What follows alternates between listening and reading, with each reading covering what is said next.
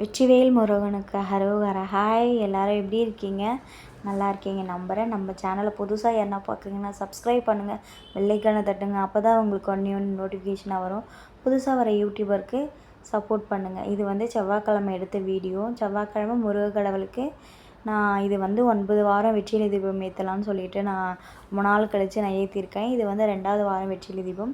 6 வெற்றிலை எடுத்துக்கங்க. விக்கிரகால் வச்சுருந்தா அபிஷேகம் செஞ்சுட்டு 6 வெற்றிலை எடுத்துக்கங்க. காம்பிக்கிள்ளி, மஞ்சள், குங்குமம், 6 அகல் விளக்கு, நெய் தீபம் ஏற்றுறதுனாலும் ஏற்றலாம். பஞ்சுத்திரி போட்டு 2 பஞ்சுத்திரி போட்டு நீங்கள் தீபம் ஏற்றுங்க. அவ்வளோ ஒரு ஹாப்பியாக இருக்கும். நீங்கள் கண்டிப்பாக நம்பிக்கையோடு நீங்கள் கேட்டு பாருங்கள். அப்பா அவ்வளோ ஒரு நிம்மதியாக உங்களுக்கு பலன் தருவார். அவ்வளோ ஒரு ஹாப்பியாக இருக்கும். நீங்கள் சாமி கும்பிட்டு பாருங்கள். 6 வெற்றிலை எடுத்து நெய் தீபம் ஏற்றி பாருங்கள்.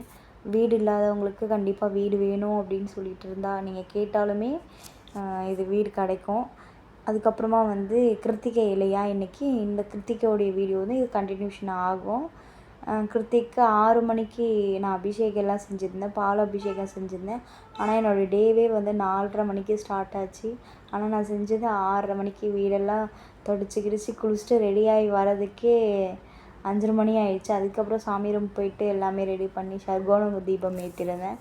மனதுக்கு ரொம்ப ஒரு சந்தோஷமாக இருந்துச்சு. நீங்களும் நம்பிக்கையாக இன்றைக்கி கிருத்திகையை நீங்கள் கும்பிட்டு பாருங்கள். அவ்வளோ ஒரு ஹாப்பியாக